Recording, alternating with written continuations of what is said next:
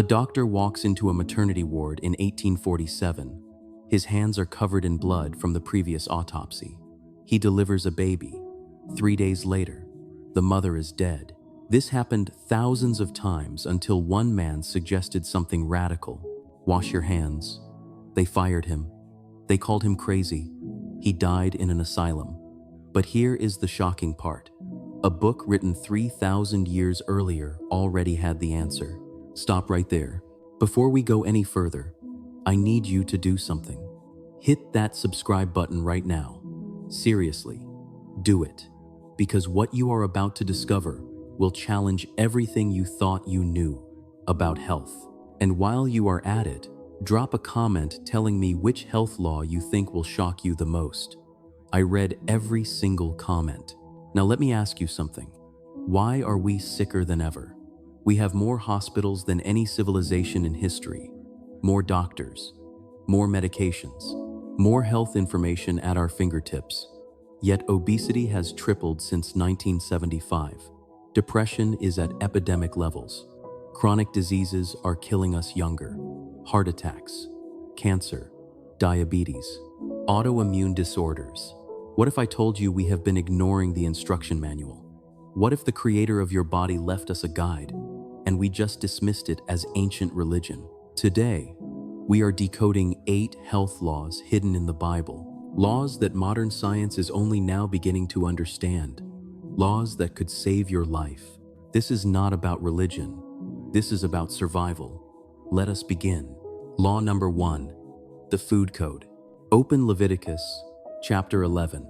You will find something strange, a detailed list of animals you should and should not eat. For centuries, people thought this was just God being picky, arbitrary rules to test obedience. But let me show you something that will blow your mind. The rule is simple. Animals must have split hooves and chew their cud.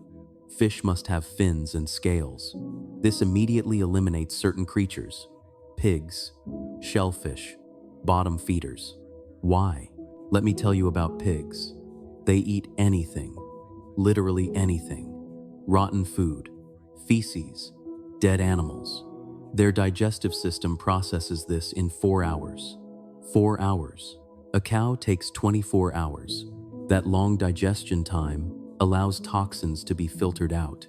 But pigs? Everything they consume goes straight into their tissue. The tissue you would be eating. Think about that for a second. When you eat pork, you are eating concentrated garbage. Every toxin that pig consumed is now in your body. But it gets worse. Let us talk about shellfish, shrimp, crab, lobster, oysters.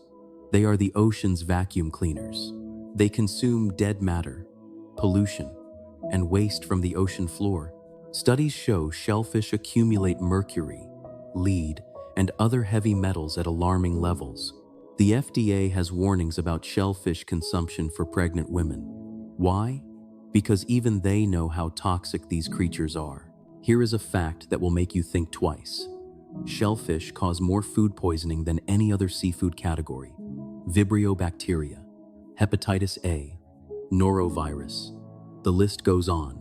The Bible called them unclean.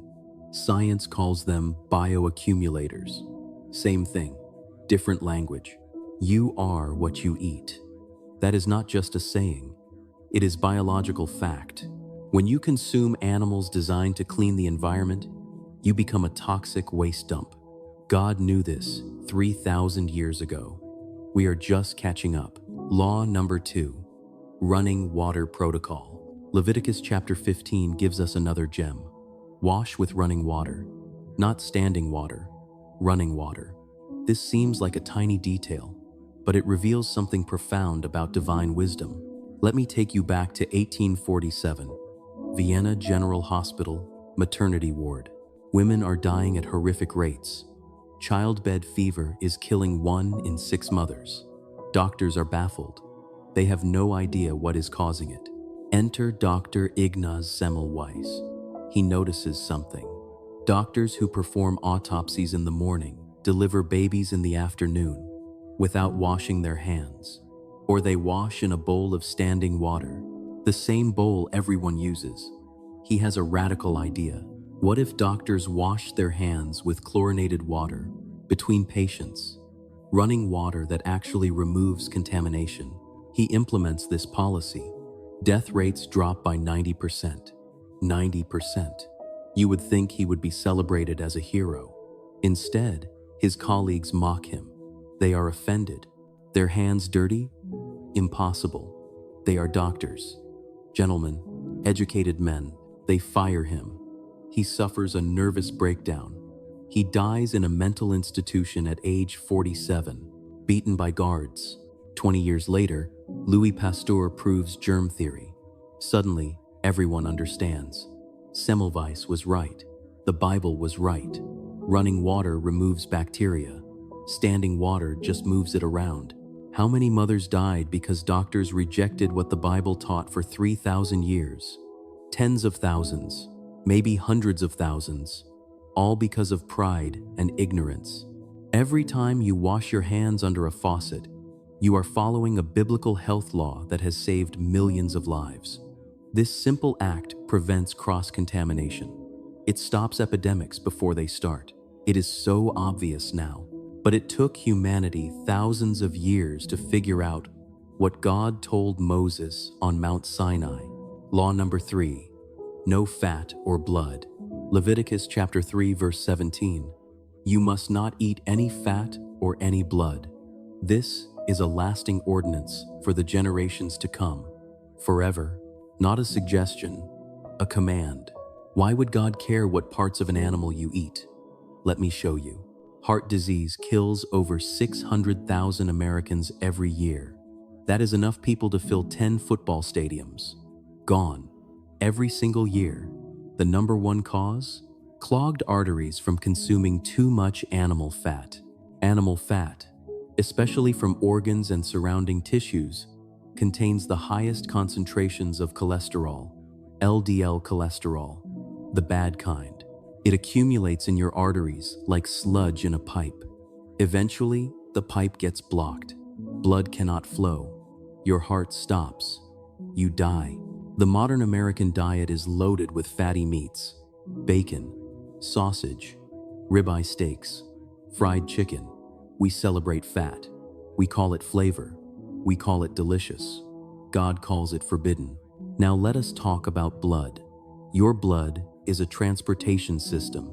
It carries oxygen and nutrients, but it also carries waste products, toxins, pathogens, everything that needs to be filtered out and removed. When an animal is sick or exposed to disease, the blood carries those contaminants throughout its entire system.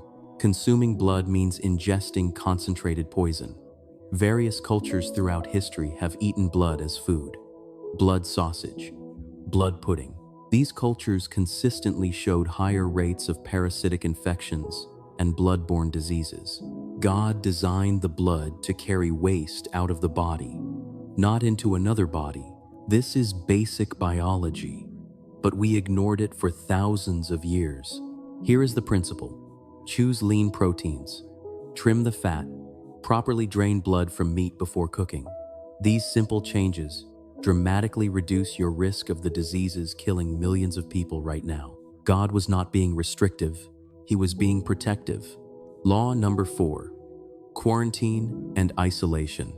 Leviticus chapter 13 contains detailed instructions about contagious diseases, specifically leprosy, but the principles apply to any infectious disease.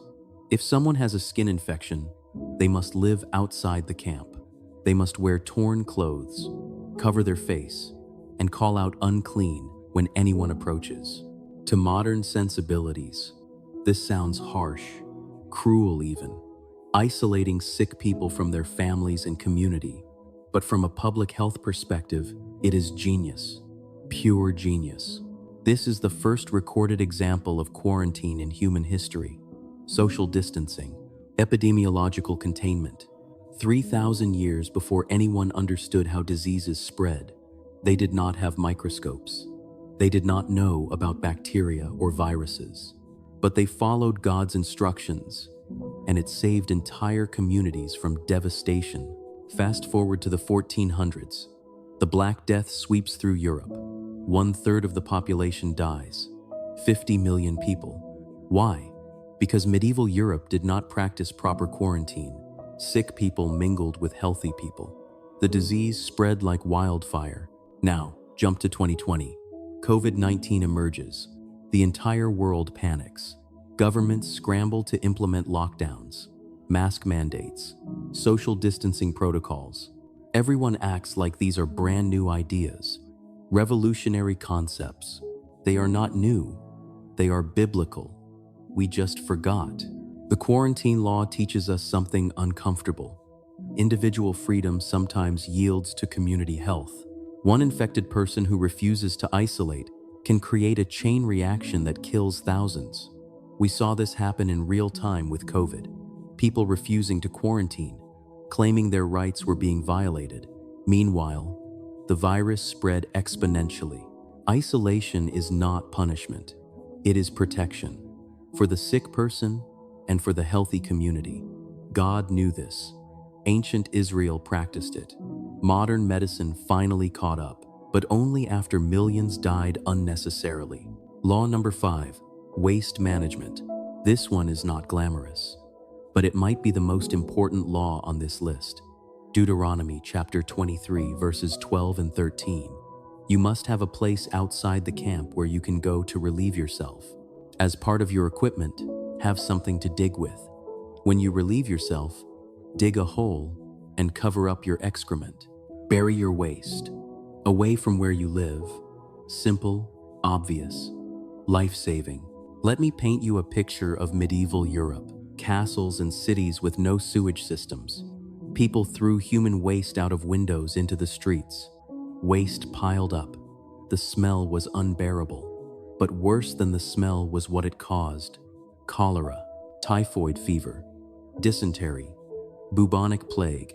The Black Death I mentioned earlier, it spread partly because of rats feeding on human waste in the streets. Rats carried fleas. Fleas carried plague. People died by the millions, all because they ignored a simple biblical command. Human waste contains deadly bacteria, E. coli, Salmonella, Shigella, parasites like roundworms and tapeworms. When waste contaminates water supplies or comes into contact with food, it creates epidemics. Disease spreads rapidly. Children die first, then the elderly, then everyone else. The simple act of burying waste away from living areas prevents all of this. It cuts disease transmission dramatically. Modern sewage systems are just sophisticated versions of this biblical principle. Pipes and treatment plants instead of shovels and holes. But the concept is identical. Keep waste away from people. Even today, in developing nations without proper sanitation, waterborne diseases kill hundreds of thousands of people every year, mostly children under 5. The World Health Organization estimates that inadequate sanitation causes over 400,000 diarrheal deaths annually. 400,000 preventable deaths. Because people lack access to basic waste disposal. A 3,000-year-old biblical law holds the solution to a problem that still kills people in the 21st century. Think about that. We have smartphones and space stations, but we still have not solved a problem God addressed in the Bronze Age. Law number 6, Sabbath rest. Exodus chapter 20 establishes the Sabbath. 6 days you shall labor and do all your work. But the 7th day is a Sabbath to the Lord your God. On it you shall not do any work. Most people think this is just about worship, going to church, singing songs, but it is so much deeper than that. This is a fundamental health law based on how God designed the human body. Your body operates on rhythms, circadian rhythms. These cycles regulate everything: sleep, hormone production, cellular repair, immune function. When you constantly push yourself without rest, you disrupt these cycles. You create chronic stress. Your body never gets the chance to fully recover and rebuild. America has become the burnout capital of the world. We glorify hustle culture, rise and grind, sleep when you are dead, work 50 to 60-hour weeks. Skip vacations. Answer emails at midnight. We wear exhaustion like a badge of honor. The result? Epidemic levels of anxiety and depression, heart disease before age 50, autoimmune disorders, adrenal fatigue. Your body is not designed to run non-stop. Even machines need downtime for maintenance. Let me hit you with some science. Studies from the American Psychological Association show that people who take regular rest days have 40% stronger immune systems, better cognitive function, improved memory, enhanced creativity, longer lifespans. Rest is not weakness. It is essential maintenance. Your brain consolidates memories during rest. Your muscles rebuild. Your immune system produces white blood cells. Your digestive system processes nutrients more efficiently. None of this happens when you are in constant go mode. God built rest into the fabric of creation. He did not need to rest after creating the universe. He is God. He does not get tired, but he modeled rest for us because he knew we would need it. He knew we would be tempted to work ourselves to death. The Sabbath is not legalism. It is liberation. One day a week where you stop producing, stop performing, stop proving your worth. You simply exist as a human being created in the image of God. That is revolutionary in a culture that measures your value by your productivity. Law number 7, the fasting principle. Throughout Scripture, we see fasting. Moses fasted 40 days. Elijah fasted 40 days. Jesus fasted 40 days. The early church fasted regularly. Matthew chapter 6 assumes you will fast. When you fast, not if you fast. When. For most of human history, people understood that periodically going without food brought benefits. Physical benefits, mental benefits, spiritual benefits. But then modern culture happened. We started eating constantly, 3 meals a day, plus snacks. Late night eating. We never give our digestive system a break. Now science is catching up. In 2016, Japanese scientist Yoshinori Osumi won the Nobel Prize in Physiology or Medicine. His research? Autophagy. The word literally means self-eating. Let me explain what this means for your body. When you eat constantly, your cells are always in growth mode, building, storing, accumulating, but they never clean house. Old proteins pile up, damaged organelles stick around, dysfunctional cells keep multiplying. This leads to inflammation, disease, accelerated aging. But when you fast, something amazing happens. Your body switches from growth mode to cleaning mode. Autophagy kicks in. Your cells start breaking down old components, recycling damaged parts, eliminating dysfunction. It is like your body taking out the trash and reorganizing at a molecular level.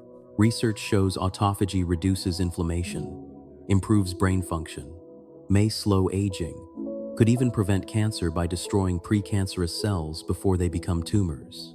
Fasting also improves insulin sensitivity, enhances heart health, boosts human growth hormone production. The biblical practice of fasting was not about earning favor with God. It was not about punishment. It was about giving your body the space to heal itself. God designed your body with this incredible self-repair mechanism, but it only activates when you stop eating. Intermittent fasting has exploded in popularity over the last few years. 16-8 protocols, 24-hour fasts, alternate day fasting. People are shocked by the results. Weight loss, mental clarity, energy, better sleep. They think they discovered something new. They did not. They rediscovered something ancient, something biblical. Law number 8, a joyful mind. Proverbs chapter 17, verse 22. A joyful heart is good medicine, but a crushed spirit dries up the bones. Ancient wisdom, recognizing what modern neuroscience is only now proving. Your mental state directly impacts your physical health. Let me explain what happens in your body when you experience chronic stress, worry, or depression. Your hypothalamus signals your pituitary gland. Your pituitary signals your adrenal glands. Your adrenal glands dump cortisol into your bloodstream. Cortisol is your stress hormone. Short term, cortisol helps you survive threats, fight or flight response. But chronic cortisol? It destroys you. It suppresses your immune system. You get sick more often. It increases inflammation. Every disease from arthritis to Alzheimer's is linked to inflammation. It raises blood pressure. Hello, heart attack. It disrupts sleep, interferes with memory, accelerates aging at a cellular level. People who live in constant stress literally get sick more often and die younger. Not metaphorically, literally. Study after study confirms this. Chronic stress shaves years off your life. Now flip it. What happens when you experience positive emotions? Gratitude, joy, contentment, peace. Your body releases different chemicals. Serotonin, dopamine, oxytocin. These neurochemicals strengthen your immune system, reduce inflammation, lower blood pressure, improve heart health, even change the structure of your brain. Neuroscientist Dr. Andrew Newberg at Thomas Jefferson University studied the brains of people who practice gratitude regularly. He found measurable changes. The prefrontal cortex thickens. This is the area responsible for complex thinking and decision-making. The amygdala shrinks. This is your fear center. Less fear, more clarity. Studies on gratitude journals show improvements in sleep quality, reduced pain perception, faster recovery from illness, better relationships, enhanced mental resilience, just from writing down 3 things you are grateful for each day. The biblical emphasis on joy, thanksgiving, and peace is not just spiritual advice. It is practical health guidance. Your thoughts and emotions send signals to every cell in your body. A joyful mind creates a healthy body. A stressed, bitter, anxious mind creates disease. This is why the Bible repeatedly commands us not to worry. Give thanks in all circumstances. Fix your minds on whatever is true, noble, right, pure, lovely, admirable. These are not just nice ideas. They are prescriptions for health and longevity. Paul wrote from a prison cell, "Rejoice in the Lord always. Again I say rejoice. Not rejoice when circumstances are good. Rejoice always." Because he understood that joy is a choice, a discipline, a practice that protects your health regardless of external circumstances. Stop and think about what we just covered. 8 health laws from an ancient text, every single one validated by modern science. Food regulations that prevent disease, hygiene practices that stop infections, waste disposal that prevents epidemics, quarantine protocols that contain contagion, rest that rebuilds your body, fasting that activates cellular repair, mental practices that strengthen your immune system. This is not coincidence. This is design. These instructions came from the one who designed your body. He knows how it works. He knows what damages it. He knows what heals it. But here is what gets me. We ignored this wisdom for thousands of years. We called it outdated, irrelevant, just religion. Meanwhile, we got sicker, fatter, more diseased, more depressed. We created healthcare systems that cost trillions of dollars. Systems that treat symptoms but rarely address root causes. What if we just followed the manual? What if we took seriously the idea that our bodies are temples? 1 Corinthians chapter 6, verse 19. Your body is a temple of the Holy Spirit, not poetic language, literal truth. You would not fill a temple with garbage. You would not neglect a temple's maintenance. You would not destroy a temple through abuse. Why do we do this to our bodies? Because we have lost the understanding that physical health enables spiritual purpose. When you are sick, exhausted, diseased, you cannot fulfill the calling God placed on your life. You cannot serve. You cannot create. You cannot impact your community. These health laws are not about legalism. They are about stewardship. God gave you one body to carry you through this life. One. How you treat it matters. What you put in it matters. How you rest, it matters. How you think about it matters. Here is what I want you to do. Right now, pick one law. Just one. The one that convicted you most as you watched this video. Maybe it is the food law. You know you need to stop eating junk. Maybe it is rest. You know you are burning out. Maybe it is your thought life. You know stress and worry are killing you. Pick one. Commit to it for 30 days. 30 days of implementing one biblical health law. Watch what happens. Your body will respond. Your energy will increase. Your mind will clear. Your sleep will improve. You will feel the difference. Then add another law. Then another. Build these practices into your lifestyle, not as religious obligation, as wisdom, as stewardship, as worship. I want to hear from you. Which law hit you hardest? Which one are you going to start with? Drop a comment below. Tell me your plan. I read every comment. I respond to as many as I can. This community is here to support each other. And listen, if this video opened your eyes, do me a favor. Hit that like button. Share this with someone who needs to hear it. Your friend struggling with health issues. Your family member dealing with chronic disease. This information could change their life.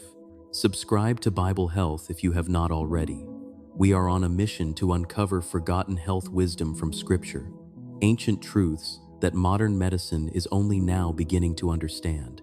Hit the notification bell so you never miss a video. Remember this: your body is not an accident. You were fearfully and wonderfully made, carefully designed by a Creator who loves you and wants you to thrive. These health laws are His gift to you, the instruction manual for the body He gave you. The question is not whether these laws work. Science has proven they work. The question is whether you will receive them, whether you will apply them, whether you will stop ignoring the wisdom that has been available for 3,000 years. Your health is in your hands. Your choices matter. Your body will respond to how you treat it. Choose wisely. Choose biblically. Choose life. Thank you for watching. I will see you in the next video. Now go take care of that temple.